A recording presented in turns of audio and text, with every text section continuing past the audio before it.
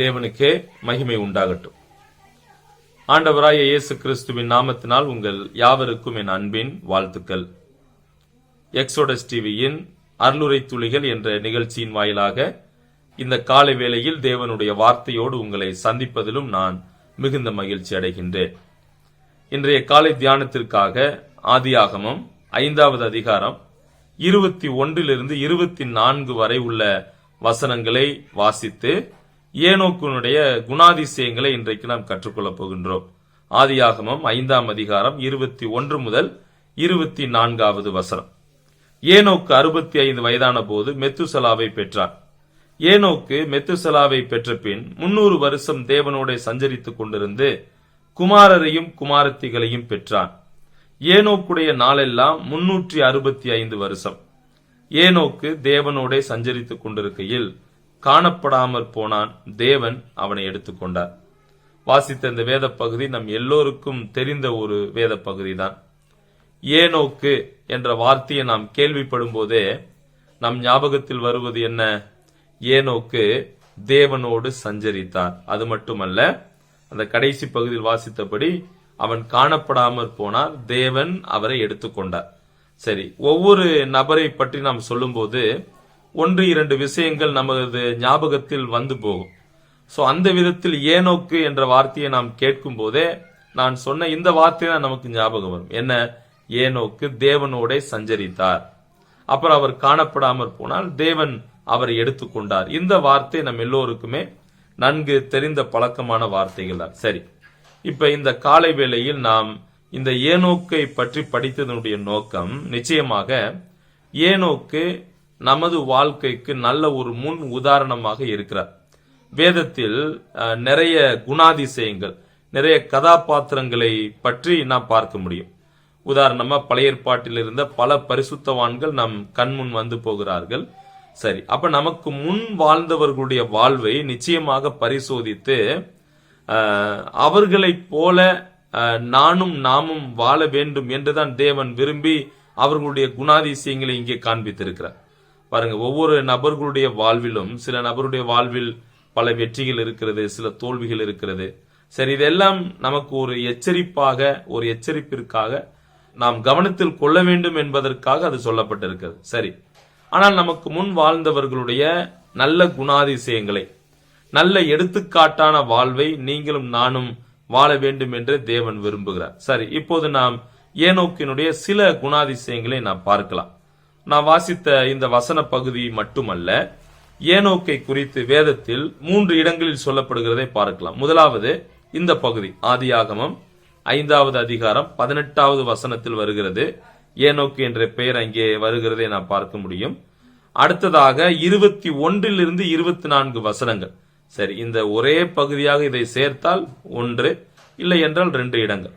அடுத்ததாக எபிரேயர் 11ஆம் அதிகாரம் 4-5 போன்ற பகுதிகளில் வருகிறது. மூன்றாவது யூதாவின் நிருபம் 14-15 போன்ற வசனங்களில் இந்த ஏனோக்கை குறித்து நாம் பார்க்கிறோம். சரி, ஏனோக்கு எப்படிப்பட்ட நடக்கை அவருடைய வாழ்வில் இருந்தது? ஏனென்றால் அப்படித்தான் நான் வாசிக்கிறோம். எப்படி வாசிக்கிறோம்? அவர் தேவனோட கூட சஞ்சரித்தார். He walked with God. அவர் தேவனோடு நடந்தார் என்று பார்க்கிறோம். சரி, அதற்கு அவர் எவ்வாறு தேவனோடு நடந்தார், அவர் நடந்த நடக்கைக்கு என்ன அர்த்தங்களாக நாம் எடுத்துக்கொள்ளலாம், அவர் நடக்கை எப்படிப்பட்டதாக இருந்தது என்பதை நாம் காணலாம். முதலாவது, அவருடைய அந்த நடக்கை தேவனோடு நடந்தார் என்று சொல்லும் போது எந்த விதத்தில் அவர் நடந்தார் என்று கேட்டால், குடும்ப பொறுப்புகளோடு. சரியா, குடும்ப பொறுப்புகள் அவர் விடல. சோ குடும்ப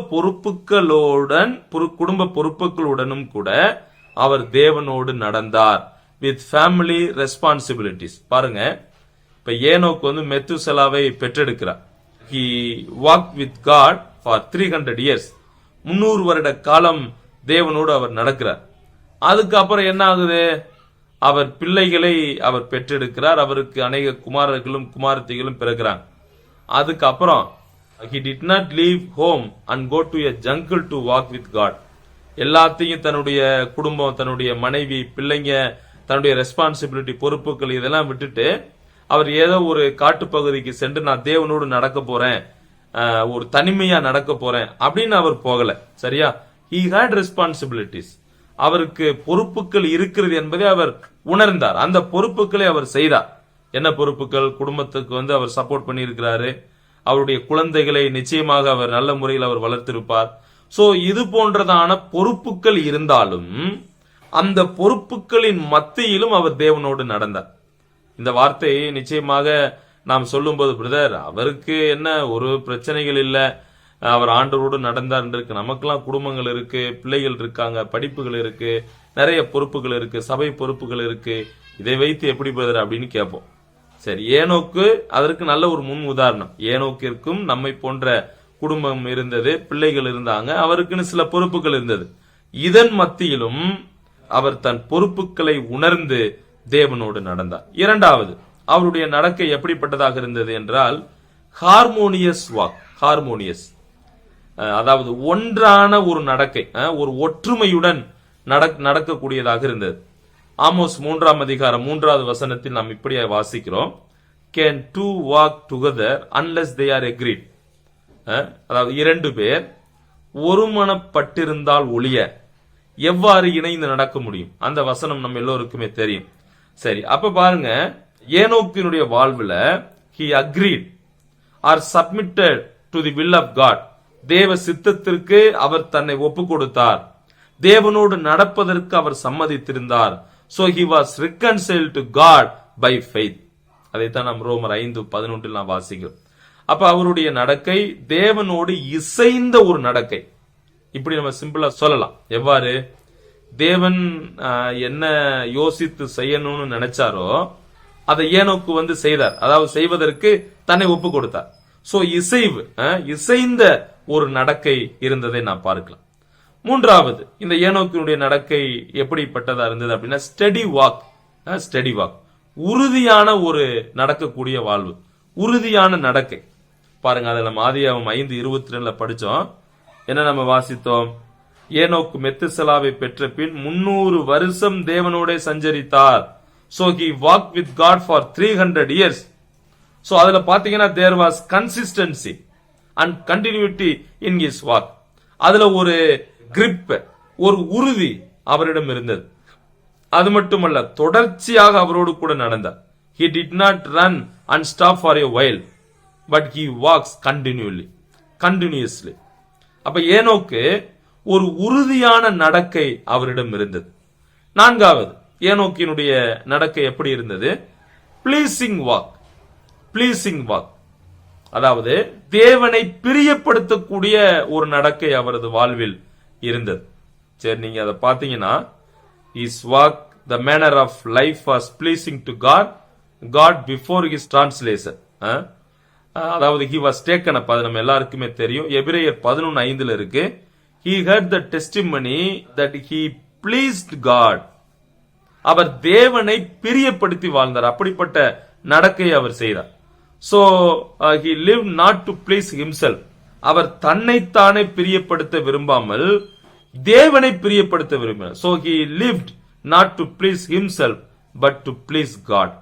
தேவனை பிரியப்படுத்த அவர் விரும்பினார். சரி, எவ்வாறு அவர் தேவனை பிரியப்படுத்தி நடந்தார் என்று கேட்டால், of course by faith, விசுவாசத்தினாலே, by obedience and by manner of life, அவர் வாழ்ந்த விதம், தேவனுக்கு கீழ்ப்படிதல். சோ இதன் மூலமாக அவர் தேவனை பிரியப்படுத்தி வாழ்ந்தார். அதாவது he brought satisfaction to God's heart. தேவனுடைய இருதயத்திற்கு அவர் ஒரு திருப்தியை கொண்டு வந்தார். ஐந்தாவது, அவருடைய நடக்கை எப்படிப்பட்டதா இருந்தது அப்படின்னா விட்னஸிங் வாக், சாட்சியுள்ள நடக்கை. அங்கே நான் வாசிக்கிறோம், அதாவது யூதா 14-15 போன்ற வசனங்கள்ல he prophesied about his second coming. அவருடைய வருகையை பற்றி தீர்க்க தரிசனம் சொன்னார். அது மட்டுமல்ல, வரக்கூடிய நியாய தீர்ப்பை குறித்து அவர் என்ன செய்கிறார்? அவர் தீர்க்க தரிசனம் சொல்லுகிறார். So he also prophesies about the judgment to come. அதை யூதா 15 வாசிக்கிறோம். So எனவே he witnessed God through his announcement, through his preaching. அவர் தேவனுக்கு சாட்சியாக நடந்ததை நான் பார்க்கிறோம். கடைசியாக அவரது வாழ்க்கையின் முடிவை பாருங்க. Enoch walked according to the will of God. therefore God took him.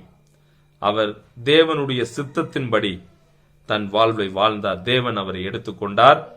அவர் எல்லா விதமான அழிவில் இருந்து காப்பாற்றப்படுகிற நியாய தீர்ப்பிலிருந்து காப்பாற்றப்படுகிறதை நாம் காணலாம். சரி, இந்த காலை வேளையில் ஏனோக்கை பற்றி சிந்தித்த நீங்களும் நானும், இது நமக்கு நல்ல ஒரு சவாலான குணத்தை நாம் பின்பற்ற வேண்டும் என்று நமக்கு சவால் விடக்கூடியதாக இருக்கிறது. ஏனோக்கு எப்படிப்பட்ட நடக்கை அவர் நடந்தார்? ஒன்று, குடும்ப பொறுப்புகளுடன் அவர் தேவனோடு நடந்தார். He walked with family responsibilities. இரண்டாவது, ஒரே சிந்தையான ஒற்றுமையான ஒரு நடக்கை, ஹார்மோனியஸ் வாக். மூன்றாவது, ஸ்டெடி வாக், உறுதியான நடக்கை. 300 வருட காலம் ஆண்டவரோடு சஞ்சரித்தார்.